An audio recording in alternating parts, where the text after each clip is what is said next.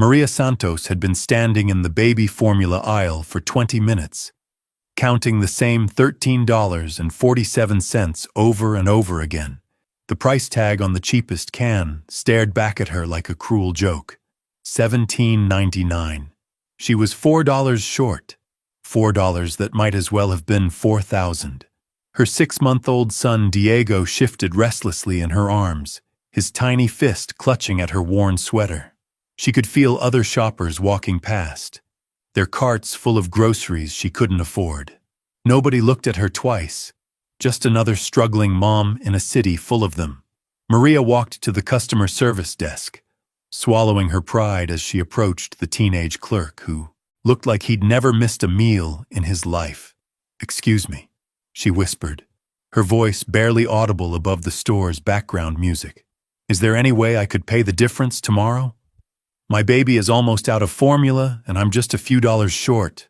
The clerk glanced up from his phone, annoyance flashing across his face. "Store policy, ma'am. Full payment up front. No exceptions." Maria's cheeks burned with embarrassment. She nodded quickly, turned away, and walked back through the aisles with empty hands and a breaking heart. Outside in the parking lot, Diego's cries grew louder, more desperate. She fumbled through her purse for her phone, remembering the number she'd written down weeks ago. A local charity hotline that supposedly helped mothers in crisis. She'd been too proud to call before, but pride was a luxury she could no longer afford. Her fingers trembled as she typed the number. In her exhaustion and desperation, she accidentally transposed 2 digits. She didn't notice the mistake as she typed her message. "Please, I need help. My baby needs formula and I have no money. I'm not asking for much. Just enough to feed my son tonight. I'll pay it back somehow, I promise." She hit send and immediately felt sick to her stomach. Asking strangers for help went against everything she'd been taught growing up. But watching her baby suffer was worse than any shame she could feel. 15 minutes passed. No response. Maria started typing an apology, assuming she'd bothered someone who couldn't help anyway. But before she could send it, her phone vibrated. "How much?" The response was so simple, so direct, that Maria stared at it for a full minute. No judgment, no questions about her situation. Just 2 words that somehow carried more compassion than she'd encountered in weeks. Her hands shook as she typed back, "I'm sorry, wrong number. Please ignore." But another message appeared almost instantly. "Send the address." Maria's heart pounded. This had to be some kind of scam. Nobody just offered to help a stranger like this. She'd heard stories about people who preyed on desperate mothers, luring them into dangerous situations with promises of easy money. She typed quickly, "Thank you, but I can't accept help from strangers. I'm sorry for bothering you." The reply came back immediately. "You're not bothering me. What's the address?" 30 blocks away, Vincent Carrera sat in the back seat of his black sedan, reading the messages that had appeared on his private phone. The device was supposed to be known only to his inner circle, yet somehow a desperate mother had found her way to his number. Vincent had built his reputation on being untouchable, unreachable, and absolutely ruthless when it came to business. At 42, he controlled most of the underground operations in the eastern part of the city. Politicians feared him. Rival families respected him. The police had been trying to build a case against him for over a decade without success. But as he read the woman's messages, something stirred in his chest that he hadn't felt in years. Something that reminded him of a different time, when he was just a scared kid watching his own mother choose between rent and groceries. "Boss?" his driver asked, glancing in the rearview mirror. "Where to?" Vincent was still staring at his phone. The woman had stopped responding, probably convinced he was some kind of predator. He couldn't blame her for being cautious. In her position, trust was dangerous. But he remembered that feeling, that hollow ache of watching someone you love suffer while you stood powerless to help. He remembered his mother's face when she thought he wasn't looking, the way she'd stare at empty cabinets like willpower alone could fill them with food. Vincent had sworn he'd never be powerless again. He'd built an empire to ensure he'd never have to watch anyone he cared about go without. But somehow, a stranger's pain had cut through all his carefully constructed walls in a matter of minutes. He made a decision that would have shocked anyone who knew him. "Tony," he said to his driver, "I need you to trace a phone number." "Sure thing, boss. What kind of trace?" "I need an address, and I need it now." Tony had worked for Vincent for 8 years. He'd learned not to ask too many questions about unusual requests. Within 20 minutes, he had the information Vincent wanted. "It's a small apartment complex on Maple Street," Tony reported. "Third floor, apartment 3B, registered to Maria Santos." Vincent nodded, his mind already working. He thought about the fear in her messages, the way she'd immediately assumed he meant harm. Most people in her situation would be suspicious of unexpected help. They'd learned the hard way that nothing came without a price. He needed to approach this carefully. One wrong move and she'd disappear. Probably move apartments, change her number. He couldn't let that happen. Something about her situation had awakened a part of him he thought he'd buried years ago. "Drive to the nearest grocery store," Vincent instructed. "The kind that stays open late." "Which one, boss?" "Doesn't matter. Just find one with a decent baby section." Vincent stepped out of the sedan 40 minutes later carrying 3 large bags. Formula, diapers, baby food, blankets, everything a new mother might need. He'd also stopped at an ATM and withdrawn enough cash to cover several months of expenses. As they pulled up to the apartment building on Maple Street, Vincent felt something he rarely experienced anymore: nervousness. He knew exactly what kind of fear she was feeling right now. The same terror that had kept him awake as a child, listening to his mother cry in the next room when she thought he couldn't hear. The helplessness that came with loving someone you couldn't protect. Vincent looked up at the weathered apartment building. Paint peeling from the walls, broken security gate hanging open, flickering fluorescent lights in the hallway. He'd grown up in a place just like this one. Different address, same desperation. "Wait here," he told Tony, grabbing the bags from the trunk. "You want backup, boss?" Tony asked, scanning the empty street with practiced caution. Vincent shook his head. "This isn't that kind of visit." He climbed the stairs 2 at a time, his expensive shoes echoing in the narrow stairwell. The building smelled like old cooking grease and broken dreams.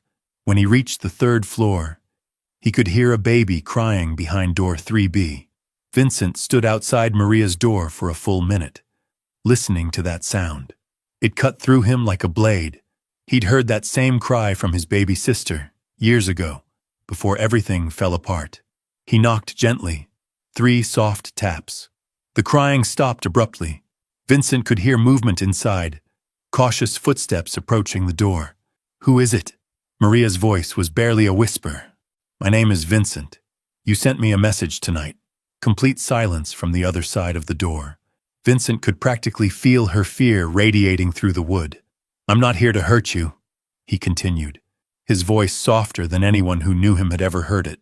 "I brought formula for your baby." More silence. Then the sound of multiple locks being undone. The door opened just a crack, security chains still engaged. Maria's dark eyes peered out at him, wide with terror and confusion. She took in his expensive coat, his perfectly groomed appearance, the way he carried himself like someone used to being obeyed. "You're not from the charity," she whispered. "No," Vincent admitted. "I'm not." "Then who are you?" Vincent looked at this young mother, probably no older than 25, holding her baby protectively against her chest. Her apartment behind her was clean but sparse. A single chair, a mattress on the floor, empty cabinets visible through the kitchen doorway. "I'm someone who knows what it's like to watch your child go hungry," he said quietly. Something in his tone must have reached her, because Maria's grip on the door loosened slightly. "I don't understand," she said. "How did you get my address? How did you even get my message?" "You texted the wrong number," Vincent explained. "But maybe it was the right number after all." He held up one of the bags so she could see through the crack in the door. "Formula, diapers, baby food, everything you need. No strings attached." Maria stared at the bag like it might disappear if she blinked. I can't pay you back. I'm not asking you to. People don't just help strangers like this. What do you want from me? The question hit Vincent harder than he expected. What did he want? For the first time in years, he wasn't thinking about territory or profit margins or the next move in an endless game of power. He was thinking about a scared kid who used to steal food just to keep his family alive. I want your baby to have enough to eat tonight, he said simply. That's all. Maria studied his face through the gap in the door. She'd learned to read people quickly in her 24 years. Landlords who promised to fix things and never did. Employers who claimed they'd pay fair wages and didn't. Men who offered help and expected payment in ways that made her skin crawl. But this stranger's eyes held something different. Pain, maybe. Recognition. Like he was seeing his own reflection in her desperation. You're not a social worker, she said. No. You're not a charity volunteer. No. Then what are you? Vincent considered the question. In his world, people knew exactly what he was. They crossed streets to avoid him. They spoke his name in whispers, always looking over their shoulders. But standing in this hallway, looking at this young mother who reminded him so much of his own family's struggle, those titles felt meaningless. I'm someone who remembers being where you are right now, he said. Maria's baby started crying again, a weak, hungry sound that made her wince.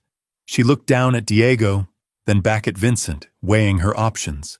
Trust a stranger or watch her son suffer. The choice wasn't really a choice at all. Slowly, she unhooked the security chain. The door opened fully, revealing the reality of her situation. The apartment was maybe 400 square feet total. A single mattress in the corner served as both bed and couch. A small table held a hot plate and a few mismatched dishes. The refrigerator hummed loudly, but Vincent could see through the glass door that it was nearly empty. I'm not usually this stupid, Maria said, stepping back to let him enter. But Diego hasn't eaten in 6 hours and I'm out of options. Vincent stepped inside, noting how she positioned herself between him and the baby. Even in her desperation, she was protecting her child. He respected that. How old? He asked, nodding toward Diego. 6 months. He was premature, so he needs special formula. The expensive kind. Her voice cracked slightly. I used to have a job at a diner downtown. Good tips, decent hours. But when Diego got sick last month, I had to take time off. They replaced me. Vincent set the bags down on the small table. What about family? Maria's laugh was bitter. My parents kicked me out when they found out I was pregnant. Said I was an embarrassment to the family name. Diego's father disappeared the day I told him about the baby. Vincent felt anger building in his chest, but it wasn't directed at her. He knew men like Diego's father, cowards who created problems and then ran from the consequences. He also knew families who valued reputation over love, who would abandon their own children to protect their image. Their loss, he said, meaning it. Maria blinked, surprised by the sincerity in his voice. You don't even know me. I know enough. Vincent opened the first bag and began unpacking formula cans. I know you're trying to take care of your son. I know you're not asking for handouts. You're asking for help. There's a difference. As Vincent continued unpacking, Maria watched in stunned silence. Formula, diapers, baby food, bottles, blankets, even toys. More supplies than she'd seen in one place since Diego was born. This is too much, she whispered. It's exactly enough. Vincent opened a can of formula and handed it to her. Feed him. Maria's hands shook as she prepared the bottle. Diego latched on immediately, drinking with the desperation of a baby who'd been waiting too long for this moment. The relief on Maria's face was immediate and overwhelming. Thank you, she breathed, tears streaming down her cheeks. I don't know how to thank you. Vincent watched the baby eat, remembering his sister at that age, remembering how powerless he'd felt, how angry it made him that love wasn't enough to fill an empty stomach.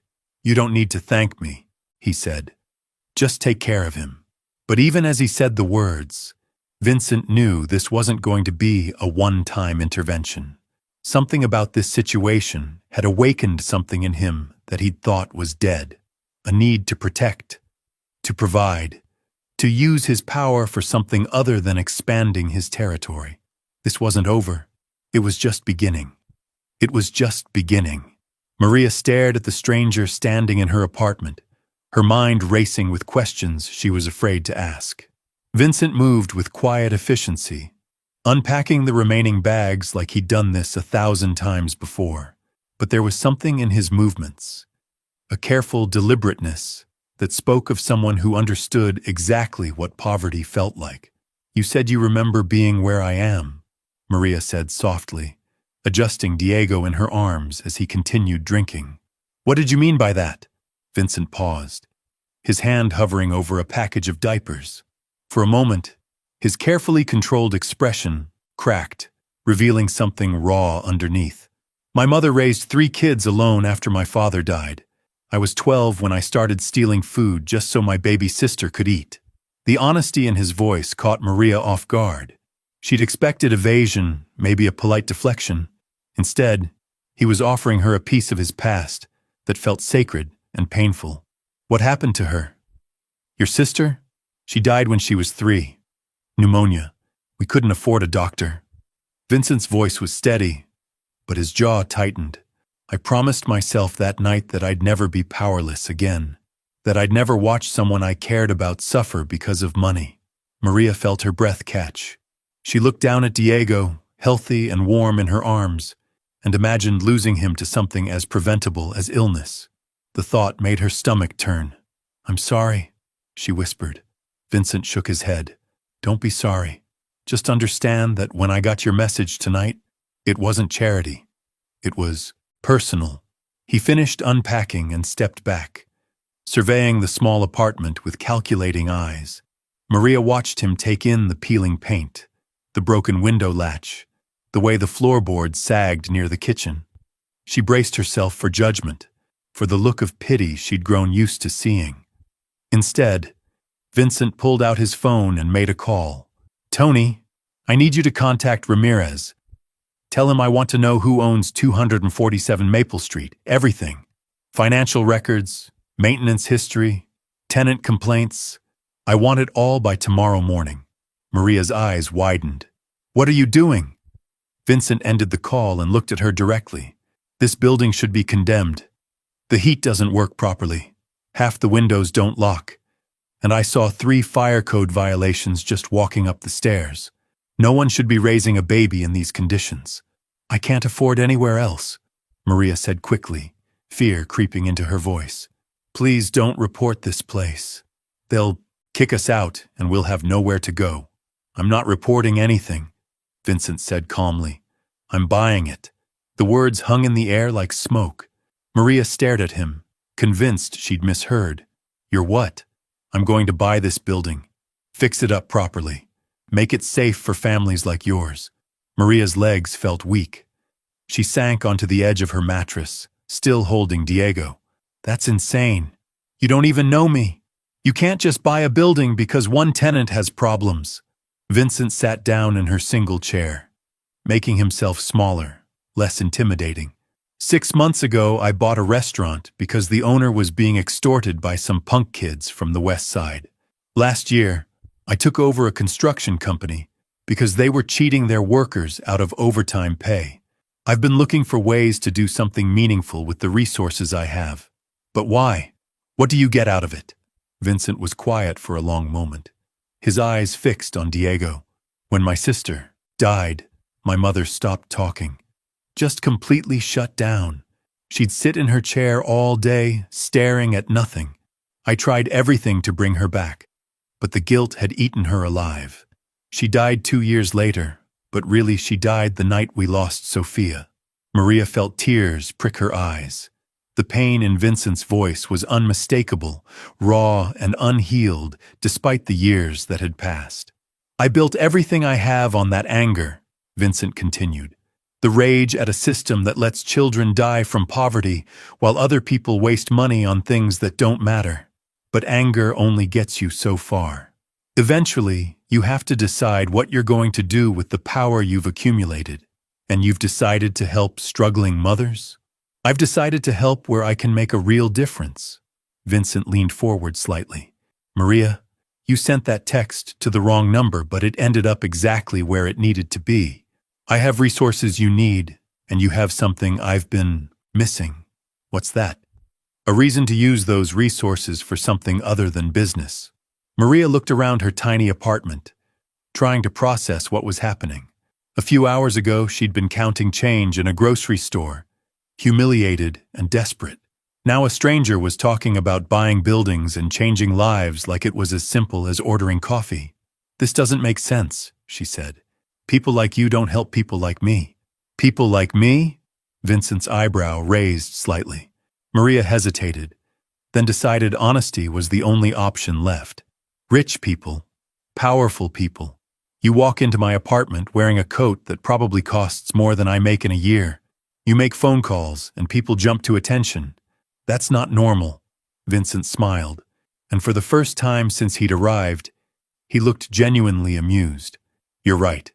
It's not normal, but nothing about tonight has been normal. Diego had finished his bottle and was starting to fall asleep in Maria's arms. She looked down at his peaceful face, finally fed and content, and felt something shift inside her chest. For the first time in months, hope was creeping in around the edges of her fear. What happens now? She asked. Now you get some sleep. Tomorrow I'll have people come look at this building. Professional contractors, not slumlords trying to squeeze profit out of desperation. They'll fix what's broken and upgrade what needs upgrading. And then what? You'll raise the rent and force everyone out anyway? Vincent shook his head. The rent stays exactly what it is now. I'm not looking to profit from this place. I'm looking to prove something. Prove what? That it's possible to use power to protect people instead of exploiting them. Maria studied his face, searching for any sign of deception or hidden agenda. She'd learned to spot liars quickly in her young life. Landlords who promised repairs that never came. Employers who claimed they'd promote her and didn't. Social workers who said they'd find resources and disappeared. But Vincent's eyes held something different. A quiet intensity that reminded her of someone who'd made a promise to himself and intended to keep it. Why should I trust you? She asked. Because you don't have a choice, Vincent said simply. And because I'm not asking you to trust me completely. I'm asking you to trust me enough to let me prove myself. Diego stirred in her arms, making the soft noises babies make when they're dreaming. Maria looked down at him, then back at Vincent. What if you change your mind? What if you decide this was a mistake and walk away? Then you'll be exactly where you are right now, except with a better apartment and enough formula to last 6 months. The practical part of Maria's mind knew she should be more suspicious. She should ask harder questions, demand references, maybe even call the police to check if Vincent was wanted for something. But the desperate part of her mind, the part that had been slowly drowning for months, was grabbing onto this lifeline with both hands. Okay, she said quietly. Okay, I'll let you help, but I want to contribute something too. I'm not looking for charity. Vincent leaned back in the chair, considering. What did you do before the diner? I was studying accounting at the community college. Had to drop out when Diego was born, but I was good at it. Numbers make sense to me. Can you spot irregularities? Things that don't add up? Maria nodded. I used to help other students with their assignments. I could always find the mistakes they missed. Then I have a job offer for you. Maria's heart jumped. What kind of job? I own several legitimate businesses. Restaurants, construction, real estate management. I need someone to review the books. Make sure my managers aren't skimming money or cutting corners in ways that hurt employees. You're offering me a job as your accountant? I'm offering you a job as my conscience, Vincent corrected. Someone who understands what it's like to struggle, who can spot when business decisions are hurting the people at the bottom. Maria felt her pulse quicken. A real job, with real pay, doing work she was actually good at. It seemed too perfect, too convenient. What's the catch? She asked. Vincent stood up, smoothing down his coat. The catch is that you'll be working for someone with a complicated reputation. Some of my business associates aren't the kind of people you'd invite to Sunday dinner. If you work for me, you'll need to be comfortable with that. Maria looked around her apartment again. At the broken window, the stained carpet, the empty refrigerator. At Diego, finally sleeping peacefully after hours of crying from hunger. How complicated. Complicated enough that you should think about it before you say yes. Vincent moved toward the door, then paused. I'll have groceries delivered tomorrow morning. Real food, not just baby supplies. The contractors will be here Monday to start repairs. Take the weekend to think about the job offer. He reached into his jacket and pulled out a business card, setting it on the small table next to the formula cans. That's my direct number. If you need anything, or if anyone gives you trouble about the building work, call me immediately. Maria nodded, still processing everything that had happened in the last hour. Vincent, he turned back to her. Thank you for all of this. I know I keep saying it, but I need you to know how much this means. Vincent's expression softened. My mother never got the chance to see her children grow up healthy and safe. But you will. That's thanks enough. He opened the door, then looked back one more time. Maria, that text you sent tonight? It wasn't a mistake. It was exactly what was supposed to happen. After he left, Maria sat in her chair for a long time, holding Diego and staring at the bags of supplies that had appeared. In her life, like magic, she thought about Vincent's story, about the pain in his voice when he talked about his sister, about the way he'd looked at Diego, like he was seeing a ghost from his own past. For the first time in months, Maria allowed herself to imagine a future that didn't involve counting change for formula or choosing between rent and groceries. A future where Diego could grow up safe and fed and loved. Outside her window, the city hummed with its usual late-night energy. Somewhere out there, Vincent was probably returning to a world she couldn't imagine, full of power and money and the kind of influence that could buy buildings on a whim. But for one night, their worlds had collided in the most unexpected way, and somehow, in that collision, both of their lives had changed forever. Maria looked down at the business card Vincent had left behind. Simple white cardstock with just a name and phone number. No company logo, no title, no indication of what kind of empire she might be stepping into. Tomorrow she would have decisions to make. Tonight, she would simply hold her son and let herself believe that sometimes, just sometimes, the universe sent help exactly when you needed it most. Even if that help came from the most unlikely source imaginable. 3 months later, Maria found herself standing in front of a mirror she actually owned, in an apartment that didn't leak when it rained. The transformation felt surreal, like she was living someone else's life. Diego babbled happily from his new crib, reaching for the mobile Vincent had insisted on buying. Not the cheap plastic kind she'd planned to get someday, but a handcrafted wooden one that played soft melodies. The accounting work had started slowly. Vincent brought her ledgers from his restaurant chain first, simple books that let her ease back into the rhythm of numbers and calculations. She'd found 3 instances of managers skimming tips from servers, and one case where a supplier was overcharging for basic ingredients. Each discovery earned her a nod of approval from Vincent and a growing sense of her own value, but it was the construction company books that changed everything. Maria spread the documents across her kitchen table, Diego napping peacefully nearby. Something felt wrong in the payroll sections, patterns that didn't match the project timelines. Workers listed as full-time who seemed to vanish from records after just a few weeks.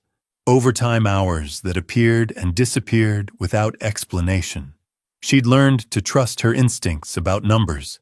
They told stories that people tried to hide, revealed truths that got buried under complicated explanations. And this story made her stomach turn. The construction managers weren't just cheating workers out of overtime. They were hiring undocumented immigrants, working them brutal hours for below minimum wage, then firing them before payday and claiming they'd quit. The money that should have gone to wages was being pocketed by 3 different supervisors. Maria stared at the evidence she'd compiled, her hands trembling slightly. This wasn't about missing inventory or inflated supplier costs. This was about human beings being exploited, families struggling just like she had been, workers who probably had babies at home, mothers counting change for formula. She reached for her phone and dialed Vincent's number. "Find something?" His voice was calm, but she could hear the underlying tension. Vincent always knew when she was calling about serious irregularities. "The Riverside construction project," Maria said. "I need to show you something, but not over the phone. I'll be there in 20 minutes. When Vincent arrived, Maria had everything laid out in chronological order.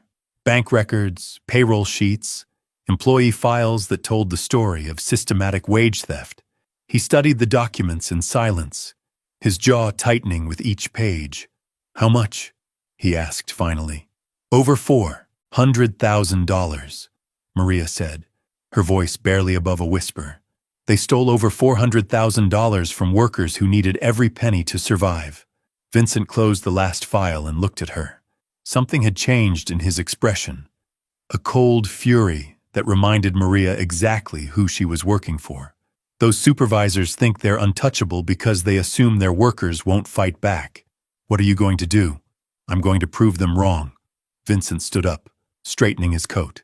"Those workers are getting every dollar they're owed, plus interest. The supervisors are getting fired, and I'm making sure they never work in this city again. And the workers who are undocumented?" Vincent's smile was sharp. "Dangerous. They're getting legal help. I know lawyers who specialize in labor violations. Good ones." Maria watched him gather the documents, feeling something settle in her chest.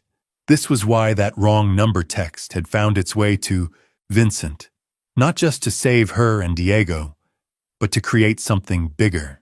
A partnership between someone who understood desperation and someone who had the power to do something about it. "Vincent?" she called as he reached the door. "Yeah? Thank you for seeing me as more than just someone who needed saving." He paused, looking back at her and Diego, who was reaching for his mother with tiny, trusting hands. "Thank you for showing me what power is actually for." 6 months later, Maria's wrong number had become the foundation of something neither of them had expected. Vincent's legitimate businesses were thriving, cleaned up by Maria's careful attention to detail. The apartment building on Maple Street had become a model for affordable housing done right. And most importantly, Diego was growing up healthy, safe, and surrounded by people who proved that sometimes the most unlikely connections create the most powerful changes. When one desperate text had saved 2 lives and transformed dozens more,